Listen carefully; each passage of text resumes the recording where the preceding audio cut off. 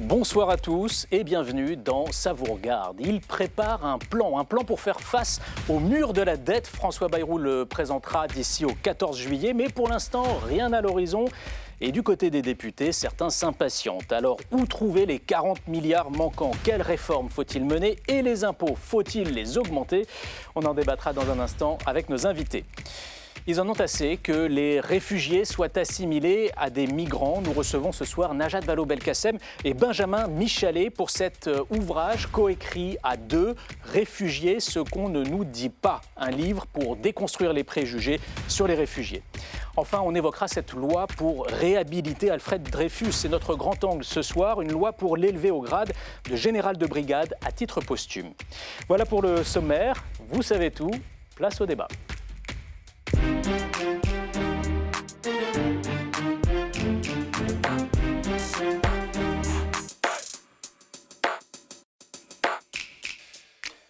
Un déficit qui dépasse les 113% un déficit de 5,8% du PIB, une dette qui dépasse les 113% du PIB. Impossible de reculer. Il y a la pression des agences de notation, il y a les menaces de la Commission européenne. Le moment de vérité est donc arrivé. Alors comment faire face à ce mur de la dette? Et François Bayrou est-il l'homme de la situation? Toutes ces questions, on va les poser à nos invités ce soir. Je commence par vous, Frédéric Valletoux. Bonsoir. Bonsoir. Vous êtes député membre du groupe Horizon et vous présidez la Commission des affaires sociales, celle qui s'occupe donc du budget de la sécurité sociale, dont on va parler évidemment ce soir. Christine Pires-Beaune, bonsoir. Bonsoir. Vous êtes députée membre du groupe socialiste et vous connaissez bien tous les enjeux de finances publiques puisque vous siégez depuis quelques années maintenant à la Commission des finances de l'Assemblée.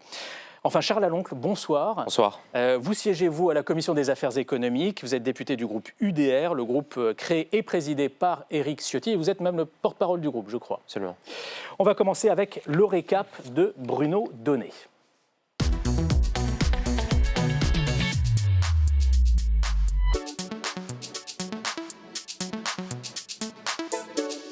Bonsoir Bruno. Bonsoir Clément, bonsoir à tous.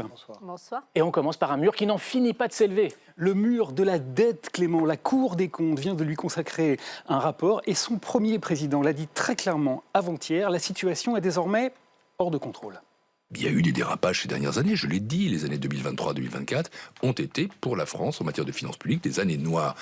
Alors pour mieux mesurer la profondeur du noir, je vous ai listé ici quelques chiffres. La France a aujourd'hui une dette publique de 3 300 milliards d'euros. Ça représente 113% de notre PIB et ça fait de nous le troisième plus mauvais élève de la zone euro, juste derrière la Grèce et l'Italie. Notre déficit public, lui, a atteint 5,8% du PIB, alors qu'il devrait être, comme chez la plupart de nos voisins européens, à moins de 3%. Le déficit de la sécurité sociale était de 10 milliards d'euros en 2023. Il est monté à 15 milliards en 2024 et il dépassera les 25 milliards en 2028. Enfin, nous remboursons cette année 67 milliards d'euros pour financer notre dette publique, ce qui veut dire que le seul poste des intérêts de la dette dépasse aujourd'hui le budget consacré à l'éducation. Bref, il y a urgence à réagir. Donc, ce que je préconise, ce que la Cour préconise, c'est un plan maîtrisé, organisé, sérieux de réduction des déficits et de contrôle de la dépense. Alors Bruno, comment François Bayrou a-t-il reçu ce message? 5 sur 5, Clément, c'est un de ses chevaux de bataille depuis Mathusalem. Il a donc annoncé hier matin qu'il souhaitait faire 40 milliards d'euros d'économies dès 2026 et prévenu que personne n'échapperait aux potions amères. Le gouvernement va proposer aux Français un plan de retour à l'équilibre des finances publiques. Et ce plan de retour à l'équilibre des finances publiques, il va demander un effort à tous les Français. Alors, problème, personne n'a véritablement compris quelle allait être maintenant la feuille de route du Premier ministre. Personne, et surtout pas vous, Frédéric Valletoux, vous qui lui avez adressé une question un peu piège sur ce sujet, c'était cet après-midi. Quelle est la méthode et le calendrier de travail pour la préparation des budgets 2026 associant la représentation nationale ? Voilà, alors le piège, c'était bien sûr cette petite précision associant la représentation nationale, car pour l'instant, François Bayrou n'a pas évoqué le Parlement. Il s'est contenté de parler des Français qu'il aimerait bien consulter par référendum. Je cherche la prise de conscience des Français. Ma certitude que j'ai exprimée 100 fois, c'est que ce sont des problèmes si graves que si on veut les résoudre contre les Français, sans s'occuper d'eux, en leur imposant par l'épreuve de force, on n'y arrivera pas. Alors le hic, c'est que le Rassemblement national et la France insoumise ont d'ores et déjà prévenu qu'ils censureraient le gouvernement si les mesures envisagées pour réduire la taille du mur et de la dette ne leur plaisaient pas. Avant de convaincre les Français, François Bayrou va donc devoir séduire les députés. En politique, cher Clément, c'est comme dans le bâtiment, c'est au pied du mur qu'on voit le maçon. Merci à vous, Bruno Donnet. On va rester sur cette image du maçon, si vous voulez bien, Frédéric Valtou. Le problème, c'est que le maçon François Bayrou n'était pas censé se présenter seul au pied du mur. Il y avait cette idée de co-construire le budget avec les parlementaires. Et vous avez poussé une sorte de coup de gueule cet après-midi lors des questions au gouvernement. Quand allons-nous nous mettre au travail ? Vous posez cette question vous-même au gouvernement. Vous êtes inquiet ? Coup de gueule, non. Moi, j'ai pris le Premier ministre au mot. Il nous a dit au moment du vote du PLFSS et du PLF 2025. Alors, PLFSS, projet de loi de financement de la sécurité sociale. En février dernier, puisqu'il y a eu le petit décalage lié à la motion de censure et au changement de gouvernement. Mais donc, il nous a dit en février que dès le vote passé, on allait se mettre autour de la table pour travailler à un budget 2026 qui, parce qu'il était compliqué, parce qu'il était déjà, il y avait déjà une équation budgétaire complexe. Alors elle s'est depuis, j'allais dire, elle est encore plus difficile avec les derniers chiffres de la Cour des comptes, au moins sur la partie sécurité sociale. Mais bon, bref, parce que la situation était compliquée, on allait y travailler tous ensemble. Et vous n'avez rien vu venir pour l'instant ? Février passé, mars passé, avril passé, mai est en train de se passer. On arrive maintenant début juin. Et je regrette que pour l'instant, on n'ait pas du tout d'informations sur la manière dont on pourrait envisager, ou on pourrait apporter des idées. En tout cas, on pourrait essayer d'anticiper une discussion budgétaire qui va être difficile, parce que l'équation budgétaire, elle va être difficile. Amélie Montchalin a évoqué une réunion fin juin avec les parlementaires, les collectivités locales. C'est trop tard pour vous si les annonces sont faites début juillet ? Écoutez, moi je suis peut-être un peu simple ou simplet, mais on m'avait dit en février qu'on y travaillerait dès mars. Je le redis, on est maintenant bientôt début juin. Donc c'est dommage, parce que c'est du temps perdu qu'on ne rattrapera pas, et c'est du temps perdu qui nous permettra pas de porter des réformes structurelles, parce que le sujet, c'est évidemment des économies, mais il faut aussi changer parfois la voilure du fonctionnement des politiques publiques pour arriver à dégager des économies. Ce n'est pas des économies pour les économies. Et ce que moi je veux éviter, c'est ce qu'on a connu par le passé, c'est des coups de rabot qui effectivement sont d'autant plus difficiles à faire passer qu'on ne change pas la voilure de l'action publique. Christine Pires-Beaune, un mot de cette méthode promise par François Bayrou, et peut-être aussi un mot de cette réunion fin juin. Si vous y participez, quelles seraient les deux mesures fortes que vous aimeriez porter devant le gouvernement ? Alors, sur la méthode et sur le fait de concerter, on peut qu'être d'accord. Enfin, je ne vois pas quel est le parlementaire qui dirait on veut pas s'associer et travailler. C'est quand même le rôle des parlementaires que de travailler sur le budget, que ce soit celui de la sécurité sociale ou de l'État. C'est pour ça que je ne crois pas du tout au référendum sur une telle... on va poser quoi comme question ? Est-ce que vous voulez payer plus d'impôts ? C'est pas la peine. La réponse, ça va être non. Est-ce que vous voulez garder votre modèle social ? La réponse, ça va être oui. Donc, un référendum sur une trajectoire budgétaire, peut-être ? Oublions tout ça. La concertation, la co-construction, pourquoi pas ? Nous, on y était prêts, mais je rejoins totalement M. Valtou, mon collègue, parce qu'on est déjà beaucoup trop tard. On aurait dû se mettre autour de la table dès le mois de mars, parce qu'on sait que le budget va être très, très compliqué à construire. C'est-à-dire que les choix se feront sans vous, a priori. J'ai peur que les choix soient en train de se faire sans nous et qu'on amuse la galerie, pour le dire, en créant des groupes de travail sur Ambition Transport, en créant la CFDT, la conférence de financement des collectivités territoriales, en créant des groupes de travail sur les finances publiques. Enfin, on amuse la galerie. Deux mesures que vous aimeriez vous porter devant le gouvernement, deux mesures portées par le PS. Alors, moi, je ne suis pas de celles qui disent qu'il ne faut pas faire d'économies, même au Parti socialiste. Et je pense que les économies, elles peuvent se faire, notamment quand vous avez, par exemple, des dépenses fiscales documentées tant sur leur efficacité, c'est-à-dire vous avez des dépenses fiscales qui sont documentées par la Cour des comptes, par le comité d'analyse économique, par le Conseil des prélèvements obligatoires et qui vous disent, ben voilà, cette niche fiscale-là, par Dépenses exemple, fiscales, pour les Français, crédit d'impôt, on peut dire ça? en fait, c'est une aide, enfin, c'est un impôt qui n'est pas payé. Donc, Ouais. une recette qui ne rentre pas dans les caisses de l'État ou de la sécurité sociale. On a 467 niches fiscales. Donc, on en a beaucoup. Et beaucoup sont, à mon avis, on vit au-dessus de nos moyens. Et donc, quand on a quand on a de la documentation que c'est prouvé que ça ne marche pas.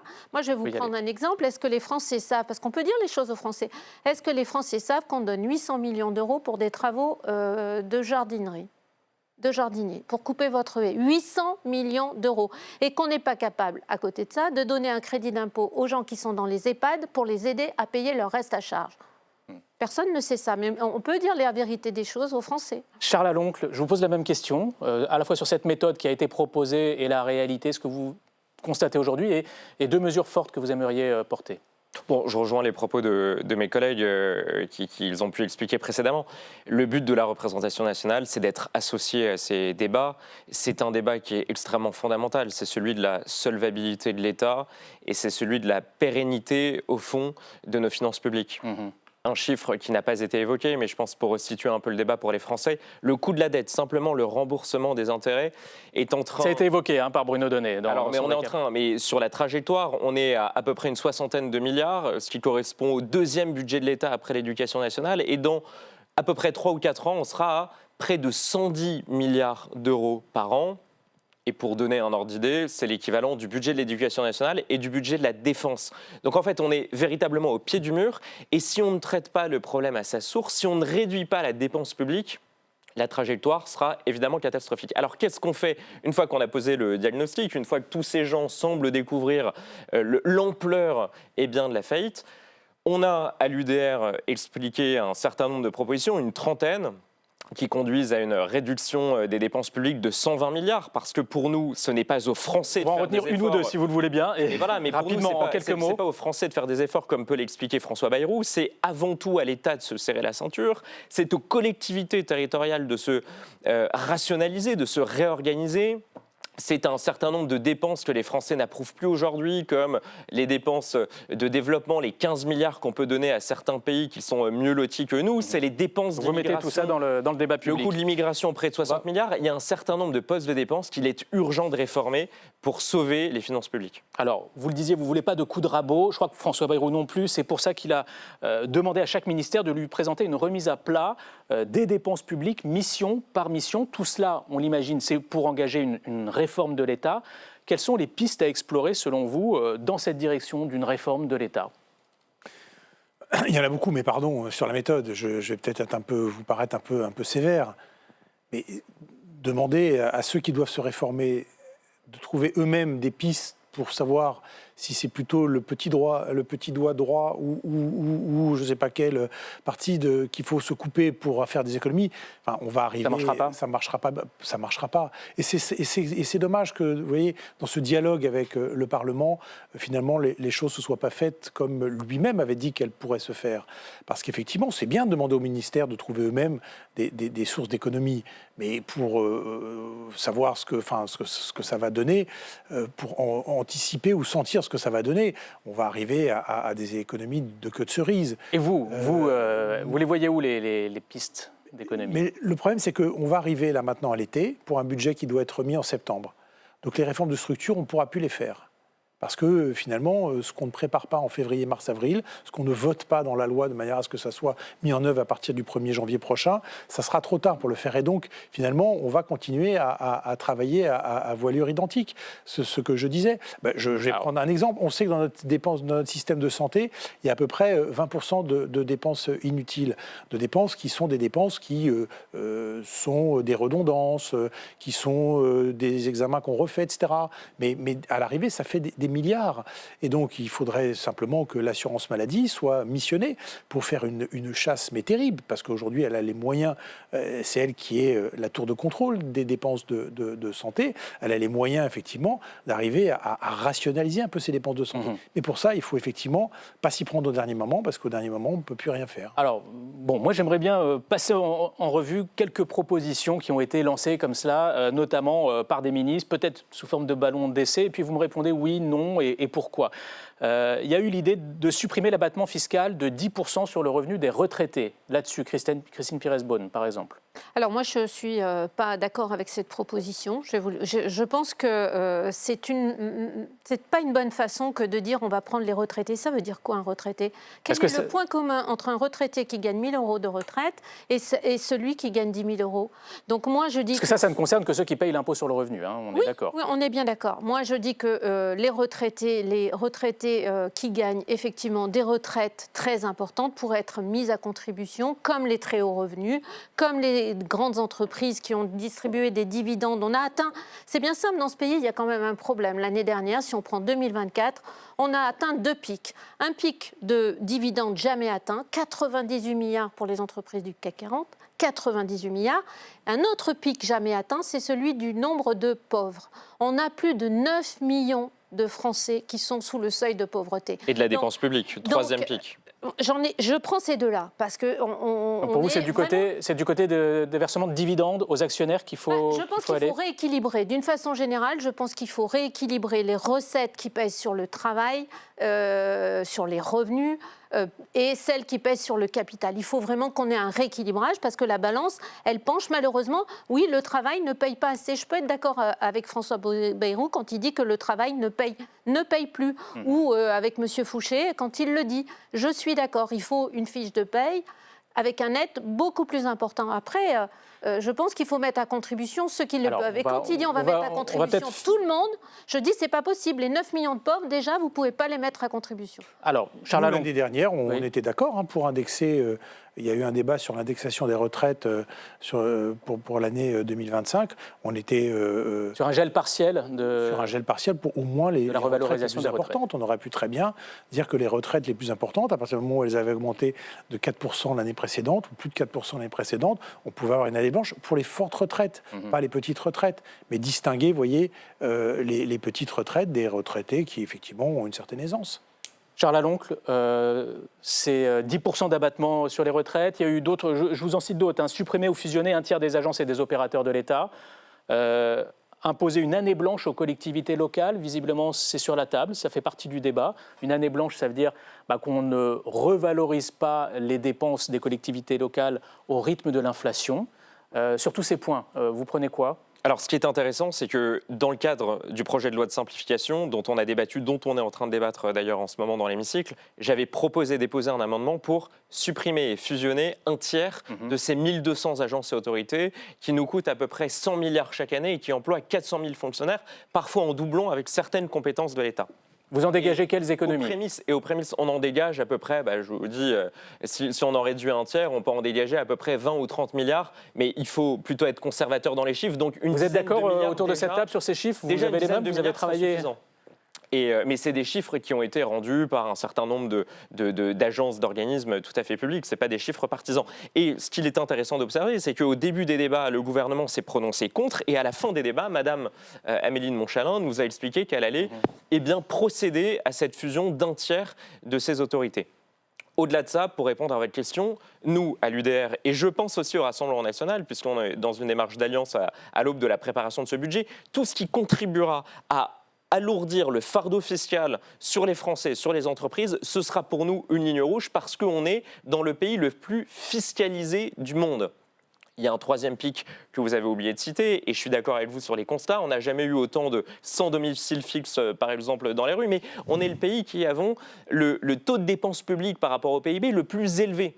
Donc ça montre une chose, c'est que notre efficacité publique est totalement dysfonctionnelle. Donc il y a un énorme travail à faire sur la réforme de l'État, sur la suppression de cet aréopage de comités, d'agences qui interviennent en doublon, sur ce millefeuille territorial qui coûte chaque année à peu près une dizaine de milliards d'euros. Donc avant de serrer la ceinture des retraités, avant de demander des efforts aux travailleurs pour qui le travail ne paye plus, et c'est bien le problème, tout le cœur du mal français, réduisons d'abord le train de vie de l'État. Il y a des dizaines de milliards qu'on peut économiser avant d'aller s'adresser aux retraités, avant d'aller s'adresser à ceux qui travaillent et ceux qui ont mérité leur pension de retraite. Un mot peut-être sur cette année blanche qui serait sur la table pour les collectivités locales. Christine Pires-Beaune, l'État peut se permettre de faire ça sans se l'appliquer à lui-même, vous pensez ?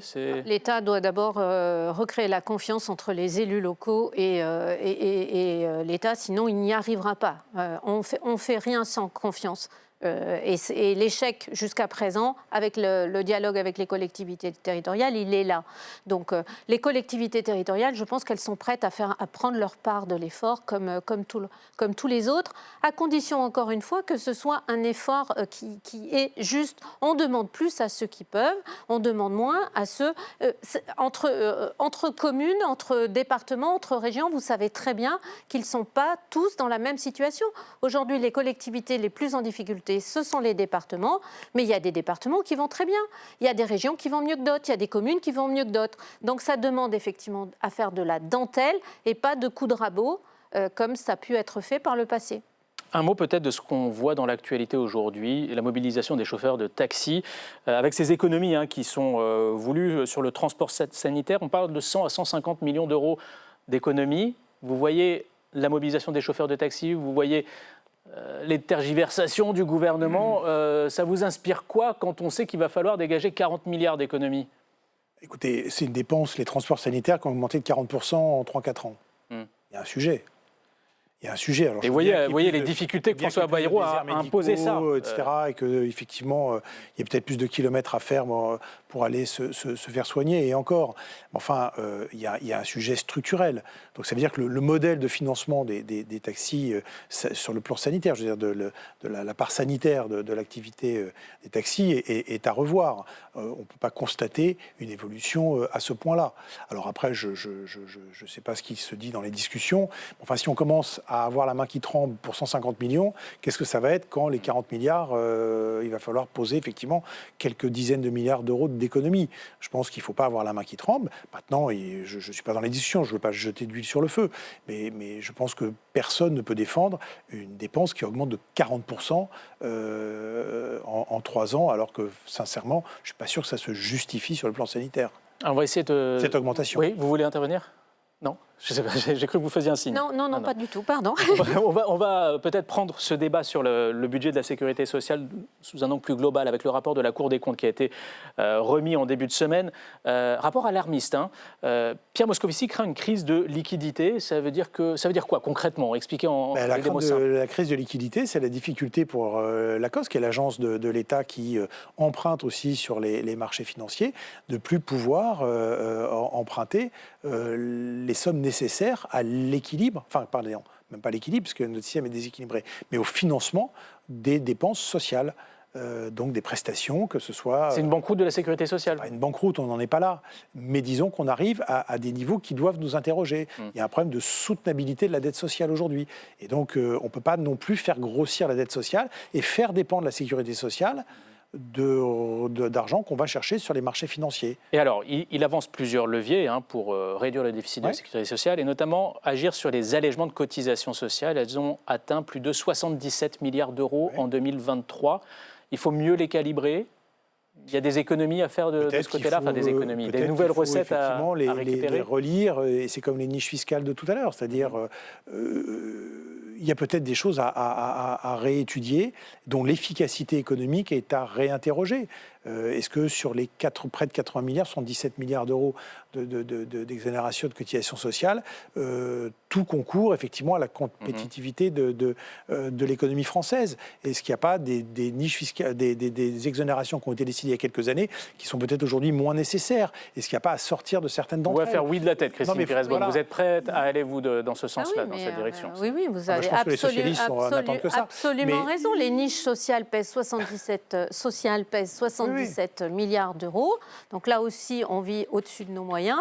Et il y a des... En fait, parce que le problème de la dette et le problème du déficit, c'est pas qu'une question de dépenses publiques, c'est d'abord et avant tout une question de recettes. Quand vous diminuez les recettes, un enfant de 3 ans peut comprendre, quand vous diminuez les recettes de l'État ou de la sécurité sociale, si vous avez le même niveau de dépenses, déjà le même niveau, vous creusez le déficit. Si en plus vous avez des dépenses qui augmentent, vous le creusez d'autant plus. Mais c'est un peu touché à l'ADN de la politique économique d'Emmanuel Macron depuis 2017, la politique de l'offre.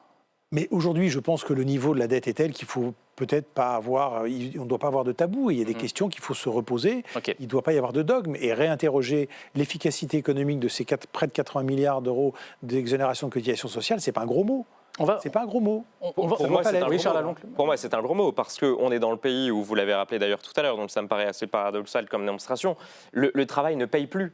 Pour vous donner par exemple une petite comparaison, à l'époque de nos grands-parents dans les 30 Glorieuses, eh bien, le niveau de vie quand on travaillait et qu'on était salarié progressait de 5% par an. Aujourd'hui, je vous le donne, c'est un peu moins de 1%, c'est 0,8% par an. Donc pour doubler son niveau de vie, à l'époque de nos grands-parents, en travaillant, il mettait à peu près 15 ans. Aujourd'hui, c'est 85 ans pour doubler son niveau de vie. Donc aujourd'hui, en France, c'est une exception culturelle dont on se défend d'ailleurs très bien. Le travail ne paye plus, ce qui fait d'ailleurs que beaucoup d'entre nous, on le voit en circonscription, nous disent « je n'ai aucun intérêt à aller travailler, j'ai simplement intérêt à... » Il y a une piste. C'est pas parce qu'on donne des exonérations sociales aux entreprises que ça permettra effectivement... Ça favorise évidemment l'emploi. Le coût du travail est tel que l'effort aujourd'hui doit porter sur la dépense publique. Moi, j'ai une piste à vous proposer pour améliorer la rémunération des salariés. La TVA sociale. J'aimerais qu'on en parle parce que ce chantier, il a été mis dans le débat public par d'abord Emmanuel Macron, puis François Bayrou. Cette TVA sociale, l'objectif officiellement n'est pas de remplir les caisses de l'État, justement. On voit les explications de Baptiste Gargui-Chartier.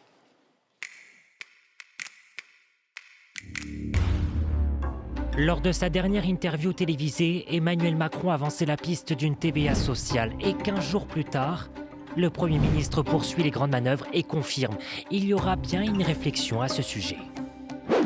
Nous avons un problème de financement de notre modèle social. Le travail en France n'est pas récompensé comme il devrait l'être. Mais concrètement, de quoi s'agit-il ? Augmenter le taux de la TVA pour affecter ses recettes au budget de la sécurité sociale en contrepartie d'une baisse des cotisations patronales et salariales.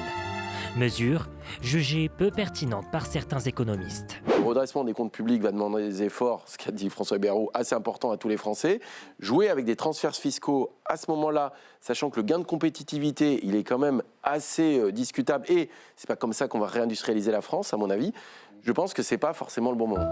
Selon les dernières études, une hausse d'1 point sur tous les taux pourrait générer 13 milliards d'euros. Et concernant les produits de première nécessité, ces derniers pourraient être exemptés de cette hausse. Pour que ce soit plus juste, entre guillemets, et que ça n'affecte pas les populations, les catégories sociales les plus pauvres, on peut essayer de faire baisser la TVA des produits de première nécessité, ce qui est déjà le cas. Mais on peut étendre ce panel d'articles et de produits. À l'Assemblée, les oppositions font de cette mesure une ligne rouge. Mais le Premier ministre l'a rappelé, la balle est pour l'heure dans le camp des partenaires sociaux.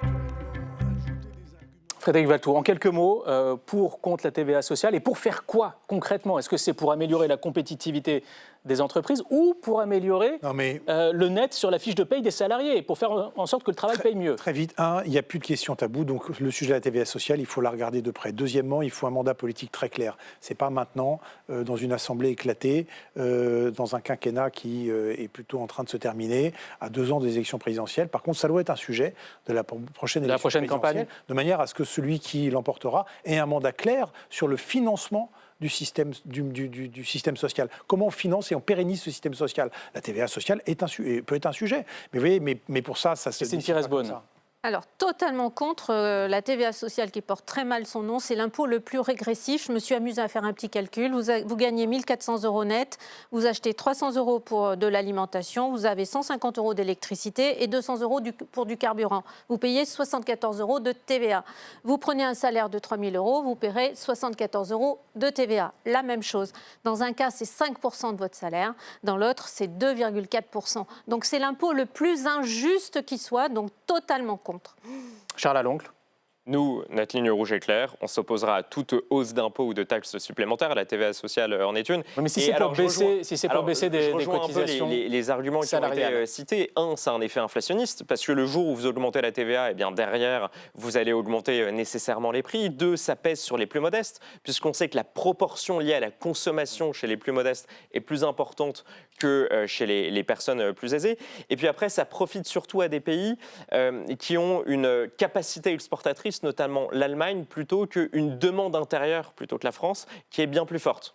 Donc on voit que c'est une solution de fiscalité alourdie qui ne correspond pas à la France et qui serait, je pense, néfaste, notamment pour les plus précaires. Christine Pérez-Beaune, juste rajouter, on nous dit mais il y a les produits de première nécessité, l'alimentation, c'est un taux de 5,5, on n'y touche pas. D'accord, mais l'électricité, sur la consommation d'électricité, c'est pas 5,5, c'est 20%. Sur les transports, sur le carburant, c'est pas 5,5, c'est 20%. Donc vraiment, c'est vraiment une mesure antisociale. D'un mot, François Bayrou est-il l'homme de la situation pour mettre en place ce budget, ces 40 milliards d'euros d'économie, ou est-ce que vous préfériez une motion de censure avant l'été, changer de Premier ministre pour repartir de zéro sur ce budget? Alors moi, pour diverses raisons que je n'ai pas le temps de développer ici, je pense que François Bayrou n'est pas l'homme de la situation et qu'on gagnerait un remaniement. Un remaniement, j'ai bien dit un remaniement, c'est-à-dire un autre Premier ministre. Mais pas un autre gouvernement forcément, on repartirait pas de zéro. Pas forcément un autre gouvernement, parce que voilà, on est dans des périodes de quand vous avez une censure, vous avez aussi des conséquences sur l'économie. Charles Lalonde, vous À l'évidence, je pense que c'est absolument pas l'homme de la situation. Quand je l'entends dire aux Français avec une forme de morgue qui m'est insupportable qu'il est temps que les Français fassent des efforts, alors que ça fait des décennies que les Français se serrent la ceinture plutôt que de réaliser des réformes structurelles du train de vie de l'État, du millefeuille territorial, de la simplification normative. En fait, je me dis que cet homme qui est à Matignon est parfaitement déconnecté, n'a rien compris aux réalités budgétaires et qu'il est temps qu'il ouvre un peu les yeux. Donc, et quand je vois en plus que les dépenses publiques continuent d'augmenter, en 2025, elles auront augmenté de 40 milliards. Et pourtant, il y a certains groupes, notamment à gauche, qui veulent nous expliquer qu'on est dans une cure austéritaire, que la France connaît une sorte de serrage de ceinture qui est insupportable. Donc tout ça pour dire que je pense qu'il est temps de changer de Premier ministre, de gouvernement, de revenir aux urnes. Le référendum peut être un bon outil, mais la dissolution me paraît indispensable. Frédéric Valletoux, il y a des questions qui se posent ouvertement dans votre propre camp sur François Bayrou, sur le rythme auquel il avance sur les dossiers. Certains s'agacent, ils ont l'impression que ça n'avance pas. La question que j'ai posée cet après-midi était un peu claire sur ce qu'elle veut dire. Donc il y a un sujet, François Bayrou, pour vous aujourd'hui ? Disons que par gros temps, il faut vraiment que le capitaine soit quelqu'un qui tienne fermement la barre. Voilà. Et ce n'est pas suffisamment le cas pour vous aujourd'hui ? En tout cas, il y a un bon gouvernement et je pense qu'il faut quelqu'un qui tienne fermement la barre parce que ça secoue et les chiffres qu'on évoque depuis tout à l'heure montrent qu'effectivement la situation est délicate. Merci à tous les trois d'être venus donc débattre de ces enjeux budgétaires sur le plateau de Ça vous regarde. On les croise dans nos villes sans rien connaître de leurs histoires, de leur parcours, des risques qu'ils ont pris pour rejoindre notre territoire. On va s'intéresser à présent aux réfugiés avec nos deux invités, Najat Vallaud-Belkacem et Benjamin Michelet. Bonsoir à tous les deux. Vous êtes engagés chacun à votre façon dans l'accueil des réfugiés et vous leur consacrez donc un livre, Réfugiés, ce qu'on ne nous dit pas, les explications d'Hélène Bonduel. Si on vous invite, Najat Vallaud-Belkacem et Benjamin Michelet, c'est pour évoquer avec vous la situation des réfugiés, à travers ce livre que vous avez coécrit, Réfugiés, ce qu'on ne nous dit pas. À l'heure où l'Europe réforme sa politique migratoire, je me félicite qu'en matière, par exemple, de directive retour, qui va devenir le règlement retour, enfin, on pourra éloigner de façon forcée un certain nombre d'étrangers qui n'ont plus rien à faire et à voir sur notre territoire. Vous, la présidente de France Terre d'Asile et l'économiste spécialiste des déplacés, vous dénoncez d'emblée des confusions volontairement entretenues, dites-vous, entre l'asile et l'immigration. C'est trop facile, comme on le fait depuis de nombreuses années, de tout mélanger dans un même sac. Les étudiants internationaux, les travailleurs étrangers, les couples mixtes, les demandeurs d'asile. Puis ça fait des très gros chiffres et dessus on accole l'image unique du pauvre R en haillons, hagard sur un bateau de fortune sur le point de faire naufrage. Et on dit ce sont des migrants et les chiffres sont trop importants. Et vous les rappelez les chiffres justement. L'Europe accorde en moyenne la moitié des demandes d'asile en première instance. La France 30%, quand l'Allemagne en accorde 60%. Vous entendez également démonter les préjugés sur les dépenses publiques liées aux demandeurs d'asile. Les réfugiés, écrivez-vous, coûtent plus qu'ils ne rapportent à la société française seulement lorsqu'ils ne sont pas intégrés économiquement. Alors dites-vous pourquoi ne pas lever les barrières à l'entrée dans la vie active. À vous maintenant de nous développer vos différentes pistes pour y parvenir. Bonsoir Najat Vallaud-Belkacem. Bonsoir. Alors je rappelle que vous êtes entre autres présidente de France Terre d'Asile et bonsoir Benjamin Michelet. Bonsoir. Donc vous êtes économiste, spécialiste des déplacés forcés, c'est-à-dire les personnes qui vont sur les routes de la migration. Oui, qui sont déplacés de force, contrairement à la migration choisie ou la migration volontaire. Et vous êtes assesseur, juge assesseur à la Cour nationale du droit d'asile. Absolument. Pourquoi avez-vous écrit ce livre ? Je ne sais pas qui veut répondre à cette question en premier.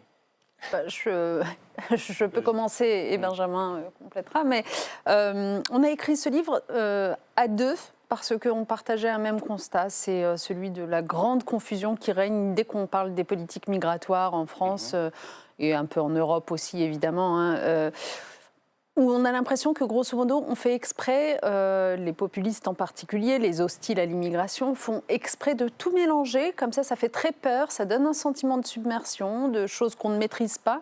Alors qu'en fait, il y a deux sujets vraiment très distincts et qu'on essaye justement de reclarifier dans le livre. C'est-à-dire que l'asile, vous insistez dans le livre là-dessus, ne fait pas partie de la politique migratoire, en quelque sorte. Absolument. La politique migratoire, en quelque sorte, l'État est tout à fait légitime à considérer son intérêt, ses besoins, et donc à réguler cette politique migratoire, à dire j'ai besoin de plus d'étudiants étrangers, j'ai besoin de moins de travailleurs qualifiés dans tel domaine, etc. Tout ça est complètement légitime. En revanche, il est une spécificité au droit d'asile, les demandeurs d'asile, les déplacés forcés, qui est que depuis des décennies, presque des siècles en réalité, s'est construit progressivement un droit protecteur pour éviter que des gens qui fuient un chez eux invivable du fait de la persécution ou des conflits ne soient laissés à la porte et puissent au moins voir leur demande instruite. On va peut-être justement repartir de la base, Benjamin Michelet, pour aider les gens à bien comprendre le distinguo. C'est quoi un demandeur d'asile ? Quelles sont les conditions pour obtenir le statut de réfugié ? Quelles sont aussi les obligations pour un État quand il a une personne qui remplit ces conditions face à lui ? Et on parle de combien de personnes en France aujourd'hui ? C'est une très bonne question. Alors en France, à l'heure actuelle, en 2024, les derniers chiffres consolidés qu'on a, c'est à peu près 130 000 demandes qui ont été introduites. Donc, c'est des demandeurs d'asile. Les demandeurs d'asile, c'est des personnes qui introduisent une demande auprès d'un État qui est capable d'avoir une politique d'asile afin de se voir reconnaître ce qu'on appelle une forme de protection internationale. Et donc là, dans ces protections internationales, on a le statut de réfugié et puis on a la protection subsidiaire qui est une autre forme de protection qui existe au sein de l'Union européenne. Concrètement, ce processus-là, il se fait il y a une première étape qui est une étape administrative, et donc là c'est l'administration, en l'occurrence l'OFPRA, qui va, avec un certain nombre de grands professionnels qui sont à l'intérieur de cet office-là, regarder si les critères de la Convention de Genève et sa transcription en droit sont effectivement respectés. En quelques mots, ces critères, c'est quoi exactement ? Alors, il y en a plusieurs. Bien sûr, les grands critères de la Convention de Genève et son protocole, c'est l'idée qu'on est persécuté pour plusieurs motifs. Des questions d'opinion politique, l'appartenance à un certain groupe ethnique, qu'est-ce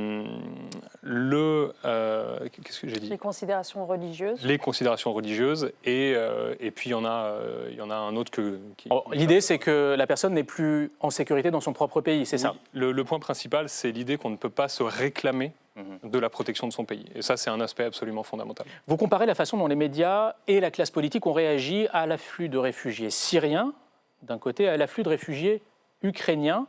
D'un côté, on a parlé de crise des réfugiés, de l'autre, on a accueilli les réfugiés ukrainiens sans trop se poser de questions. Est-ce que ça veut dire que l'universalité des droits humains ne va plus de soi aujourd'hui dans notre société, que c'est... En fait, si vous voulez, la question qu'on nous pose souvent, c'est pourquoi vous sortez ce livre maintenant ? après tout. On le sort maintenant parce qu'on est 10 ans après la crise des réfugiés syriens, en tout cas ce qu'on a appelé la crise des réfugiés syriens, c'était en 2015, et l'Europe a eu le sentiment d'être totalement submergée à la fin des fins. 10 ans après, on se rend compte de quoi? J'espère que le grand public se rend compte déjà de la légitimité des Syriens qui fuyaient, puisque grâce à l'ouverture des prisons de Bachar al-Assad, on découvre les salles de torture, de détention. Donc en fait, oui, c'était ça qu'ils fuyaient. Et donc la maltraitance qui leur a été réservée quand même toutes ces années, elle paraît plus si évidente que ça. Et puis on se rend compte aussi que finalement, c'était quoi, 1,5 million de Syriens qui ont été accueillis dans l'Union européenne, provoquant tout cet affolement, ce populisme. Et quelques années plus tard, donc à l'occasion de la guerre en Ukraine, on a accueilli 4 millions d'Ukrainiens. Mais comme les hommes politiques ne se sont pas empressés d'exploiter le truc en parlant de crise, en disant que c'était trop, etc., en fait, on les a bien accueillis, les Ukrainiens. On a mis en place ce qu'on appelle la directive protection, donc un texte de l'Union européenne qui permet de leur ouvrir tout un tas de possibilités, y compris d'être formés, de travailler, de voir leurs enfants directement inscrits à l'école, d'être soignés, en leur posant beaucoup moins de difficultés qu'on ne pose habituellement aux autres réfugiés ou demandeurs d'asile. Et donc, en fait, ce que dit le livre, c'est, en fait, on prend le citoyen un témoin, on lui dit, voilà, de quoi juger par vous-même, on est capable de faire les choses bien. Alors, vous évoquez tous les points de crispation dans l'opinion publique qui sont liés à l'accueil des réfugiés, ce que coûte leur accueil, le poids des aides sociales, la question de savoir si les réfugiés font concurrence ou pas aux travailleurs français et puis tout l'enjeu de leur intégration. Vous avez le sentiment que sur tous ces sujets, il y a des contre-vérités qui sont véhiculées donc, par les médias, pas seulement par la classe politique. Comment vous voyez les choses ? Alors, si je peux commencer sur ce sujet-là, je pense qu'on avait un constat également partagé, mais qui est vrai également sur l'immigration en général. C'est qu'il y a des vérités scientifiques actuellement sur le sujet. La recherche scientifique a plusieurs décennies sur la question de l'immigration et elle est très peu mobilisée lorsqu'on essaye de construire une politique migratoire ou lorsqu'on essaye de mettre en place une nouvelle loi immigration. On retrouve assez peu en réalité les travaux qui sont faits. Par ailleurs, on évalue assez peu. Alors même que normalement, on devrait évaluer nos politiques migratoires avant de les, tout ça est plus relève du ressenti, relève de...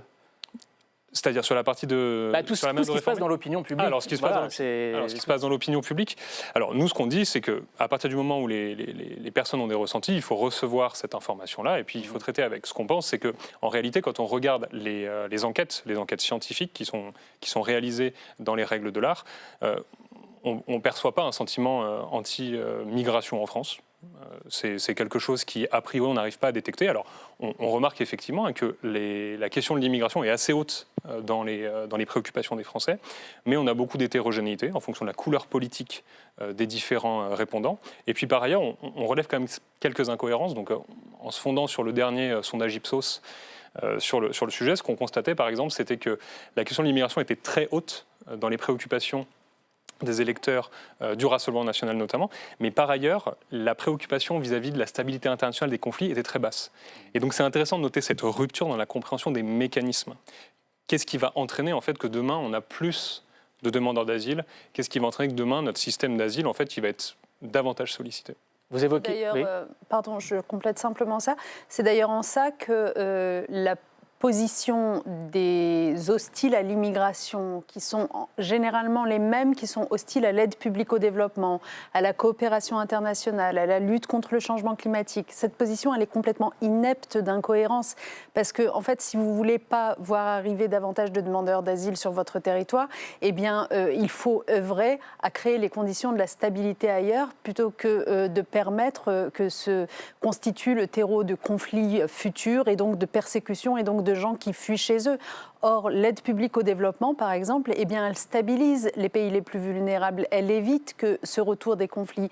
La coopération internationale, elle permettrait, y compris, de mieux gérer la question des réfugiés, parce qu'en fait, ça n'est qu'à l'échelle internationale qu'on serait en capacité de dire, en fait, tel demandeur d'asile qui fuit la Syrie, par exemple, en fait, foncièrement, il a plutôt envie d'être dans un pays près de chez lui que d'aller jusqu'au bout du monde en Europe.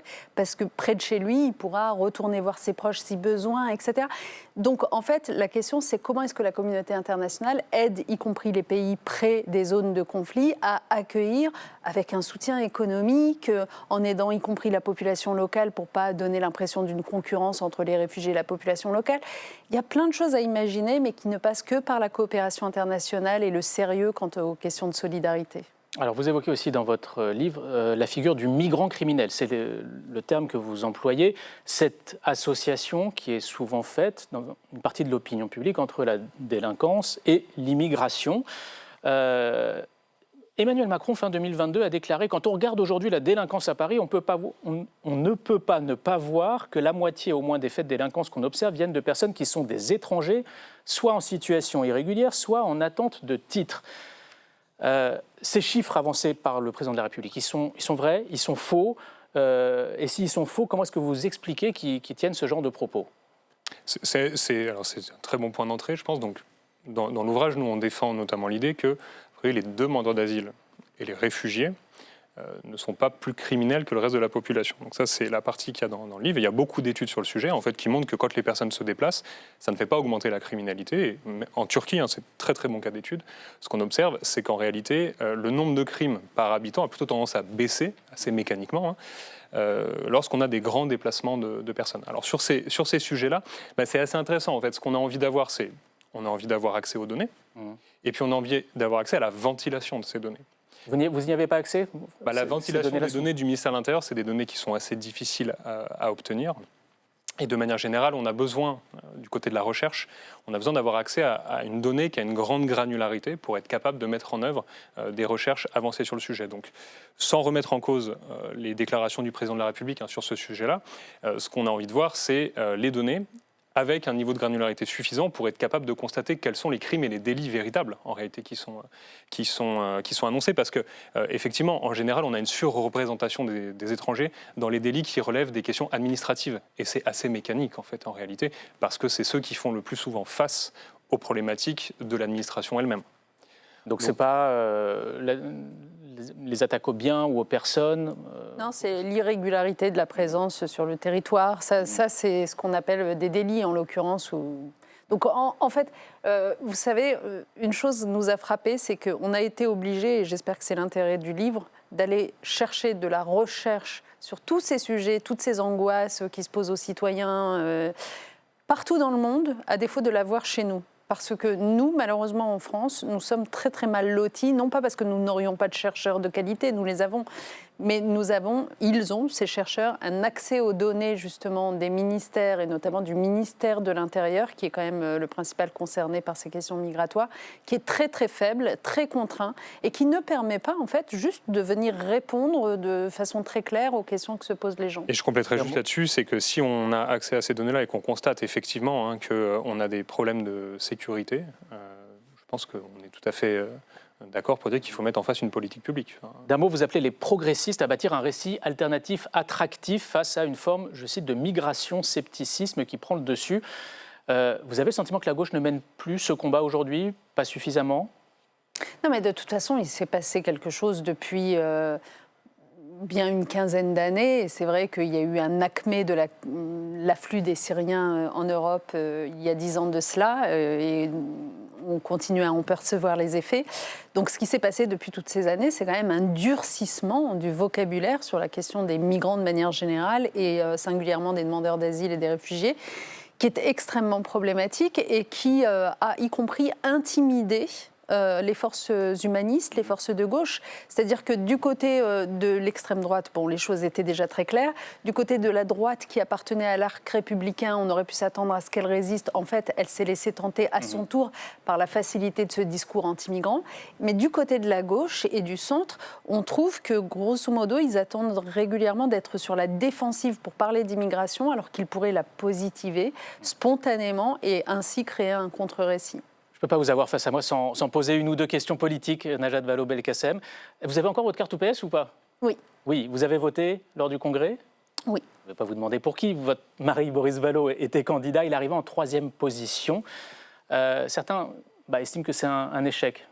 Vous réagissez comment ? Je ne vois pas du tout les choses comme ça.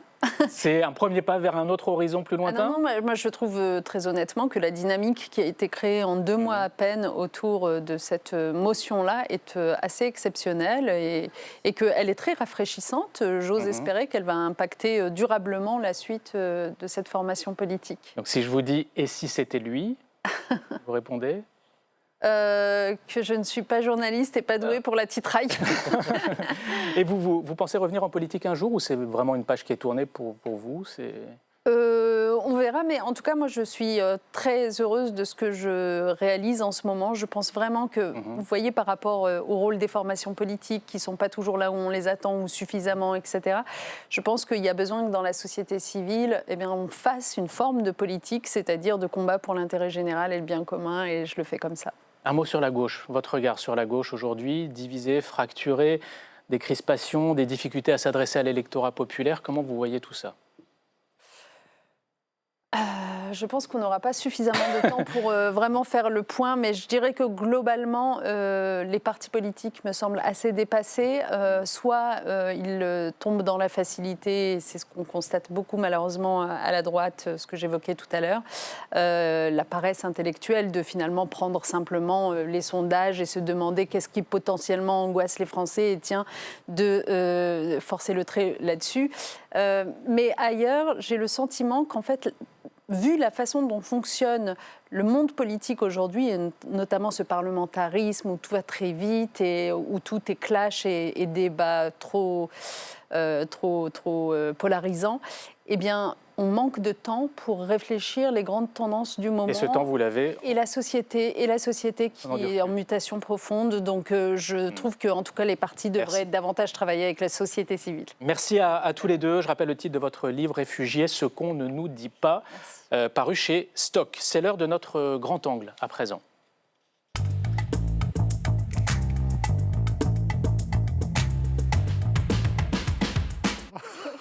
Notre grand angle est consacré ce soir à cette initiative parlementaire pour réhabiliter Alfred Dreyfus, le réhabiliter militairement. Bonsoir Charles Zitzenstuhl. Bonsoir. Vous êtes le rapporteur d'une proposition de loi qui a été examinée en commission aujourd'hui à l'Assemblée. Il s'agit donc d'élever Alfred Dreyfus au grade de général de brigade. Et bonsoir Christian Vigourou. Vous êtes juriste et vous connaissez parfaitement l'affaire Dreyfus puisque vous avez écrit la biographie d'un des héros dreyfusards de cette affaire, Georges Picard. Alors, on va d'abord voir de quoi est-ce qu'on parle exactement avec Dario Borgogno. Aujourd'hui, au sein de la Commission de la Défense, il était question de réparer une injustice centenaire. La PPL examinée ce matin ne rouvre pas le dossier judiciaire, l'innocence de Dreyfus ayant été établie. Elle revient sur un événement moins connu de l'affaire Dreyfus. L'affaire Dreyfus, dossier marquant de l'histoire française. Un capitaine d'artillerie est accusé en 1894 d'avoir livré des secrets d'État à l'ennemi, l'Empire allemand. Après un procès ultra médiatisé, Alfred Dreyfus est condamné au bagne, ici, sur l'île du Diable en Guyane. Pendant 12 ans, l'affaire déchire la France. Pour les Dreyfusards, sa condamnation est due à ses origines juives. Émile Zola publie son célèbre J'accuse, mettant en cause l'état-major, accusé d'antisémitisme et d'avoir persisté dans leur erreur judiciaire. Au fil des années, l'innocence du capitaine sera prouvée, il sera réhabilité en 1906, mais des années de calomnie et d'humiliation ont ralenti sa carrière militaire. Le texte déposé par Gabriel Attal veut lui décerner à titre posthume le grade de général, une idée soutenue par tous les groupes à l'Assemblée. Dreyfus a été pénalisé dans sa carrière, a quitté l'armée prématurément et n'a jamais obtenu le grade de général qu'il aurait légitimement pu atteindre. En élevant Alfred Dreyfus au grade de général de brigade, nous ne rendons pas seulement hommage à un homme, nous rendons aussi à la France son honneur. La proposition de loi ainsi modifiée est adoptée à l'unanimité. La proposition de loi devrait être aussi adoptée à l'unanimité le 2 juin dans l'hémicycle, et certains réclament déjà la panthéonisation d'Alfred Dreyfus. Charles Zitzenstuhl, une question peut-être plus personnelle au début, mais pourquoi est-ce que vous êtes saisi de ce sujet, vous ? Alors, le texte a été déposé par Gabriel Attal. Oui. Il a souhaité qu'un autre député de son groupe soit rapporteur. Il m'a proposé de le faire. J'ai accepté. Peut-être est-ce parce que je suis alsacien. En tout cas, moi, à titre personnel, je connaissais le problème du grade depuis longtemps. Je connais l'affaire Dreyfus. C'est vrai que moi, c'est un point qui, pour moi, restait une injustice qu'il fallait réparer. C'est peut-être ça l'origine du fait que Gabriel Attal m'ait proposé de le faire. Et quel sens il faut donner à cette proposition de loi ? Pourquoi maintenant, j'ai envie de dire ? C'est ce contexte aujourd'hui qui... La question, c'est surtout pourquoi est-ce que ça n'a pas été fait avant ? Parce que comme Vous le rappelez dans le reportage, en 1906, il est innocenté. La vérité juridique, la vérité historique est dite par la Cour de cassation. Il y a le lendemain une séance à la Chambre des députés où une loi spécifique à Alfred Dreyfus et à Picard, également 2 lois qui sont votées. Et en fait, Dreyfus est réintégré au grade minimal auquel il aurait pu prétendre. Et ça va le pénaliser. Et puis il va se rendre compte en fait de cette erreur. Et pendant des mois, il va essayer de le faire réparer. Le gouvernement à l'époque refuse. Et puis ensuite, c'est-à-dire que la question s'est posée à l'époque. Elle a été posée. La question se pose en 1906, en 1907. Et puis ensuite, le gouvernement à l'époque refuse. Et puis pendant plus d'un siècle, en réalité, on n'en a plus vraiment parlé. Cela revient depuis quelques années. Donc là, on va le corriger lundi 2 juin. Christian Vigouroux, cette loi, elle est nécessaire, selon vous, elle est utile aujourd'hui? Pour quelqu'un qui n'aime pas l'injustice, et j'espère qu'il y a beaucoup de Français dans ce cas, Dreyfus a vécu l'injustice de l'injustice. Normalement, il devait mourir 3 fois. La première fois, quand on l'a poussé au suicide au moment où il a été interpellé. La deuxième fois, les conditions pénitentiaires en Guyane, à l'époque, le trajet devait le laisser pantelant. Et la troisième fois, au tir de pistolet en 1908, il a pris une balle par un assassin qui a été acquitté. Donc ça fait beaucoup pour un seul homme. Et il a été courageux, Dreyfus. On le présente quelquefois comme quelqu'un de discret, de falot. C'est absolument pas ma vision. Beaucoup de gens n'auraient pas tenu par rapport à ce qu'il a fait. Mais comme le colonel Picard, qui a contribué à prouver son innocence, ce sont 2 officiers qui croyaient à l'armée. Donc ils n'ont jamais fait de manifestation hostile. Il s'est toujours tenu dans les règles de l'armée, mais en cherchant toujours la vérité et la réhabilitation qui était son droit. Donc aujourd'hui, que la République reconnaisse qu'on doit reconstituer sa carrière pleinement, comme ça a été fait pour Picard, je n'y vois qu'un acte de justice. Cette proposition de loi, moi, m'a fait découvrir que non seulement Alfred Dreyfus n'a pas quitté l'armée après sa réhabilitation, mais il s'est engagé pendant la Première Guerre mondiale et il a fait le chemin des dames. Il était réserviste et il s'est engagé Absolument. Et ça participe aussi de la réhabilitation de la personnalité de Dreyfus. Comme ça vient d'être dit par M. Vigouroux, qui a souvent été dépeint de façon négative. En réalité, Dreyfus était un officier brillant, était un officier très patriote, était un officier très attaché à l'armée malgré ce qu'il a subi. Et donc, il demande sa mise en retraite en 1907, voyant qu'il ne peut plus progresser, mais il reste réserviste. Et en 1914, quand la guerre reprend avec l'Allemagne, il se réengage et pendant 4 ans, il est engagé et à la fin de la guerre, il est au front en Lorraine. Certains s'interrogent sur la constitutionnalité de votre loi, sur le fait de passer par la loi pour élever un militaire au grade de général. Est-ce que ça ne relève pas du président de la République en Conseil des ministres? C'est ce qu'on lit dans l'article 13 de la Constitution, tout simplement. Eh bien justement, non. C'est-à-dire que nous avons fait un travail juridique approfondi. On ne peut pas régler ça de manière réglementaire. C'est-à-dire que le gouvernement ni le président ne peut agir par décret. Il n'y a que la loi qui peut procéder à cette élévation au grade de général à titre posthume, parce qu'il y a une loi en 1906 qui répare avec erreur la carrière, et parce que les dispositions actuelles ne le permettent pas. Donc, le Parlement, en réalité, a toute autorité pour le faire et a seule autorité pour le faire. Et on peut faire une loi sur un cas particulier, sur une personne particulière? En général, la loi, elle est générale, mais sous la Ve République, il y a quelques cas de loi individuelle, donc ça sera un cas en plus. Ça a déjà existé par le passé. Je crois que vous êtes professeur de droit public. Oui. Vous confirmez cette analyse parce que c'est des questions qui peuvent se... C'est une question délicate. La loi est faite... il y a 2 questions. Le caractère particulier sur Dreyfus et le caractère de questionnement sur les conséquences. Une loi, c'est faite pour changer le droit. Et là, qu'est-ce que ça change? Puisque Dreyfus est mort, il n'y aura pas de conséquences financières.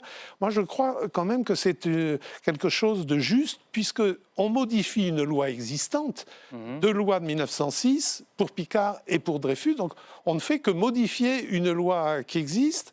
Et d'autre part, il y a une tradition juridique en France, par un arrêt du Conseil d'État de 1925, qui exige, quand il y a eu des évictions illégales, la reconstitution pleine et entière de la carrière du fonctionnaire ou du militaire écarté.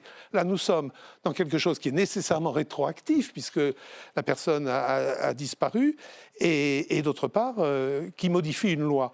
Donc, nous sommes dans un cas qui peut paraître exceptionnel et trouver un chemin malgré le principe de la compétence de l'exécutif pour octroyer le grade de général. Un mot de la famille d'Alfred Dreyfus, de ses descendants. Vous avez travaillé un peu avec eux. Vous savez comment ils ont vécu votre initiative? Oui, alors pour la famille, c'est un point important. C'est aussi d'ailleurs un point important pour Dreyfus. On le retrouve dans ses écrits, ses lettres, ses carnets de 1906 et 1907. Moi, j'ai eu la chance de rencontrer Charles Dreyfus, qui a pas loin de 100 ans maintenant, qui est un petit-fils d'Alfred Dreyfus, qui a connu Alfred Dreyfus quand il était enfant, et puis il y a d'autres descendants, et puis je crois qu'ils seront présents aussi lundi dans l'hémicycle, parce que c'est effectivement très important pour la famille et les amis, les soutiens, les spécialistes de Dreyfus. Et au plan juridique, on ne fait pas une mesure rétroactive comme ça sans être certaine que la personne disparue le voulait. Moi, je ne serais pas pour la loi s'il y avait un doute. Il y a des traces écrites. Il n'y a pas de doute dans ses mémoires. Dreyfus a dit « ma carrière a été reconstituée de manière partielle ». Merci à tous les deux d'être venus nous expliquer donc les enjeux de cette loi qui sera donc débattue lundi prochain, 2 juin, dans l'hémicycle. Ça vous regarde, c'est terminé pour aujourd'hui. On fait une pause de quelques jours. On se retrouve donc la semaine prochaine. Bonne soirée à tous.